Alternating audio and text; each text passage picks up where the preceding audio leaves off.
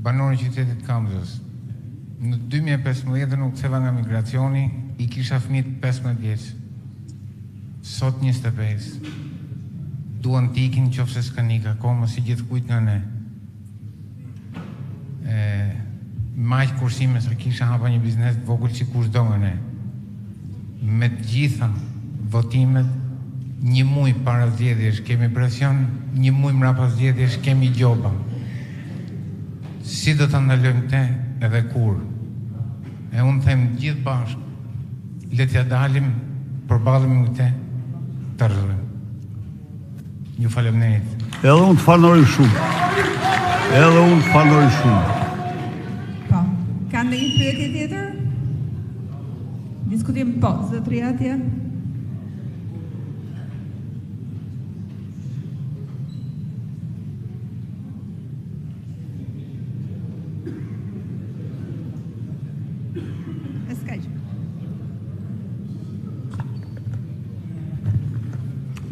Mirëmbrëma të gjithëve.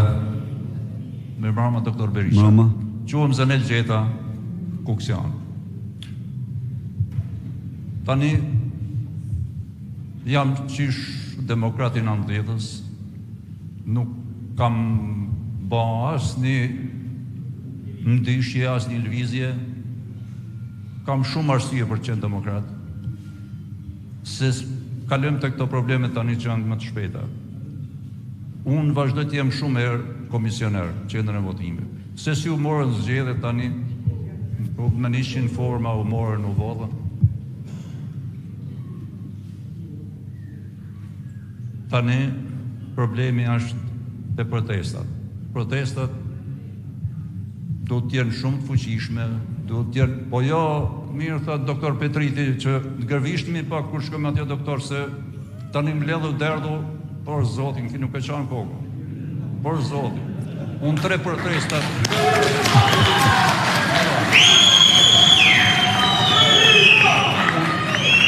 Unë kam marrë pjesë në protesta vazhdimisht. 3 protestat e Lulit që i banin në fund, s'kam marrë fare pjesë, se nuk u banë, tani doktor, tani, i thejnë në verior që di dorë për një krye. Jam i mendimit që, vallaj, kam një vrejtje se po harroj, deputetet pak më tash për atje në parlament, o doktor. Për zonë, tani mos ndalon vetëm ne që qohen demokrat të aty, vallaj, për zonë. Edhe ato, ne po angazhojmi pa rrok, pa lek, pa pagujme edhe biletat e urbanit, me gjithë se na i kanë ngrit këtu çmimin e biletës, edhe kam një mirë tha doktor Petriti, që është edhe antar i Këshillit Bashkiak. Si u ngrit bileta tani? Edhe s'po bëhet tha, mori fun aty, çdo gjë. Tani valla, u miratu nga antarët e Këshillit Bashkiak, edhe demokrat. U miratu ai liç. Valla, ha? Faleminderit. Shumë faleminderit. Po, doktor. Tani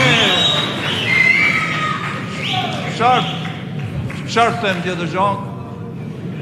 Me datën 10 të angazhohemi, do vim, do marrim pjesë, do të përleshemi. Valla, për zonë. Faleminderit. Shumë. Pa. Të falenderoj shumë për diskutimin, për çështjet që ngrite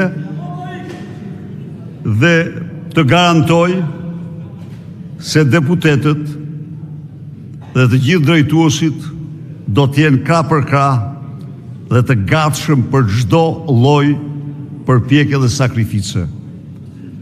Një gjë dua ta them këtu. Kjo betejë nuk është një ndeshje futbolli. Ne duhet të tregohemi të vendosur, të persistojmë. 2 protestat që kemi bërë kanë patur impakt jashtëzakonisht fuqishëm. Pse? Nuk është se ato kanë qenë më të fuqishme që mund të bëjmë ne. Por kauza që mbrojmë ne është një kauzë drejt shumë. Është kauzë drejt. Dhe ne me ato protesta ja u them një gjë, edhe të secili për jush duhet ta di, ne mbrojtëm nderin e këtij kombi, nderin e këtij vendi. Pse? Se nuk do kishte gjë më të zezë, më të keqe, se ne tulnim kokën para këtyre gjënave, para këtyre që bën Edi Rama me Lubi Ballukun. Në mbar botën do pyesin çfarë janë këta. Ç'janë këta shqiptarë?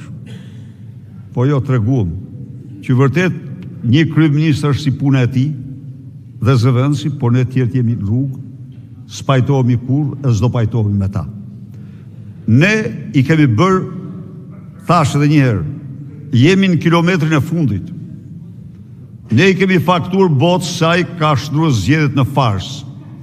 Ne i kemi faktur botës se ai është i lidhur me krimin dhe drogën dhe ne nuk jemi për te. Ne i kemi faktur botës se ai ka vjedh pasuritë publike dhe paratë e qytetarëve sa askush tjetër dhe nuk ka asnjë ditë legjitimitet. Tani do merremi ne me te. Do merremi gjersa ta largojmë. Për këtë nuk duhet jemi të përgatitur, të betur dhe do e realizoj. Nuk rezistojnë dot ata qytetarëve. Jo. Tu bëjmë thirrje dhe forcave të rendit. Mos mbroni hajdut. Ti polici ndershëm, ti oficeri ndershëm që jeton me rrogën tënde, me djersën tënde, që ai trafikantin polici të vret, të zë pushi, mos mbro hajdut si këta. Lërja u qytetarëve të merret me ta dhe e zgjidhin qytetarët atë, dhe do e zgjidhin. Kështu që tu bëjmë thirrje çdo të njohuri, çdo familjari, çdo miku, shoku, pavarësisht nga bindjet, të bashkohemi në këtë betejë për të shpëtuar Shqipërinë, për të shpëtuar familjen tonë. Ne nuk u ndalëm këtu. Po ligjet që ka kaluar ky në parlament është ligji absolutisht në çnjerëzor për familjen. Është ligji i shkatrimit të familjes. Është ligji i shkatrimit të identitetit gjinor. Është ligji i ekstremit majt. Por t'ja u ilustru pak. Keni ndëgjuar, besoj, se si presidenti Donald Trump, kur ishte kandidat, e gjobitën 450 milion euro. Ju kujtohet kjo? Pse ishte gjoba? Se del njëra i thot që para 32 vitesh ke ardhje fut në gabin të këpo vishësha dhe më ke puth me zor. Prisni, ky njeri se kishte pa kur atë, kur. Po problemi është se ligji që kemi ne sot, që e morëm prej tyre, çfarë thot? Duhet ta aprovosh ti, që nuk ka ndodhur, dhe jo ai që t'akuzon. Kanë përmbysur parimin e prezumimit të pafajësisë.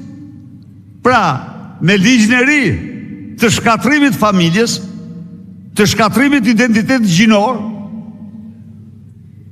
ai që akuzohet duhet faktoj se nuk ka faj. Po ku ndodh kjo?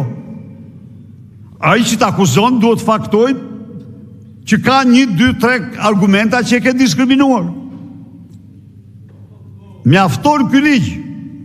Dhe këta një thonë që ekzistojnë 40 gjini.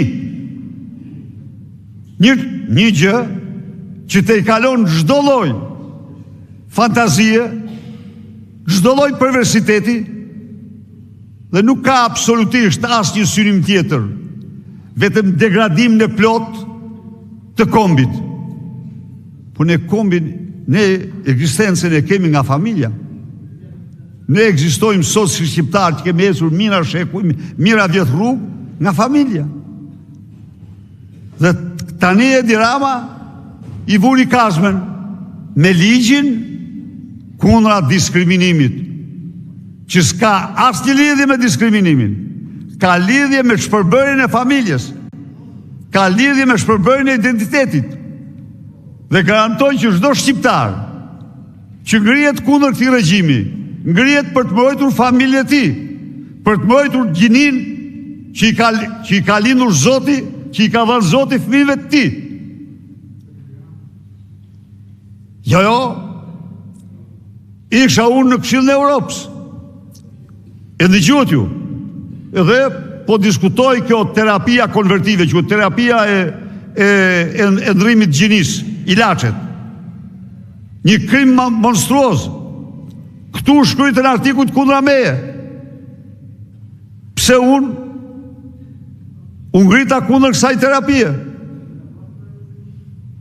Sot, në kopshtet e Tiranës, shkollat e Tiranës, mësues pa moral. I thonë, jo, ti nuk je vajzë, ti je djalë. Apo ti nuk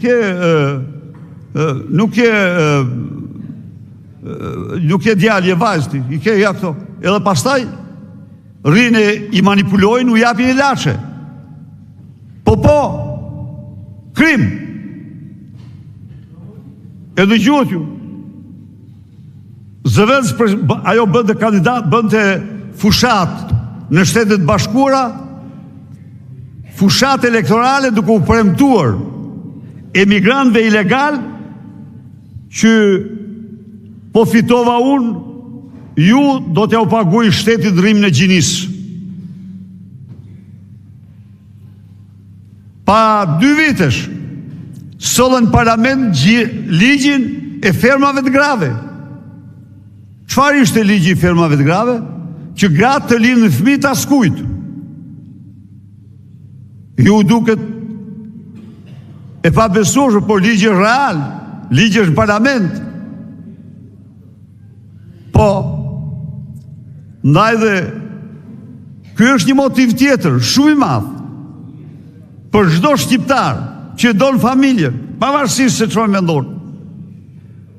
Mund të lejojmë ne këtë degradim të familjes?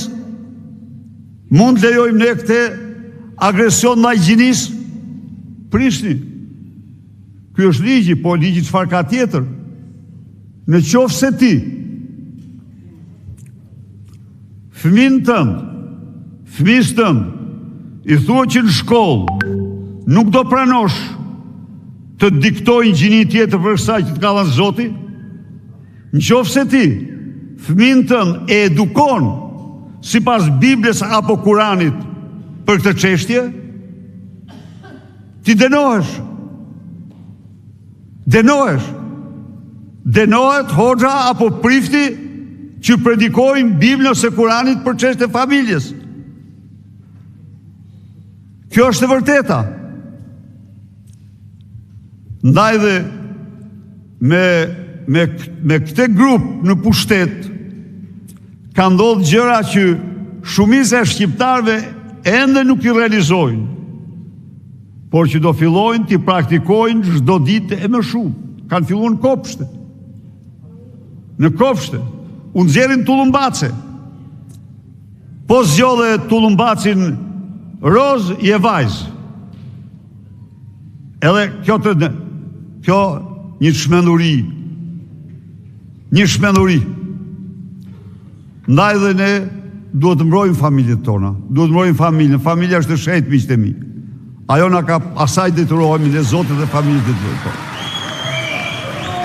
Edhe diskutimin e fundit. Mirëmbrëma doktor. Mirëmbrëma të gjithëve. Mirëmbrëma doktor.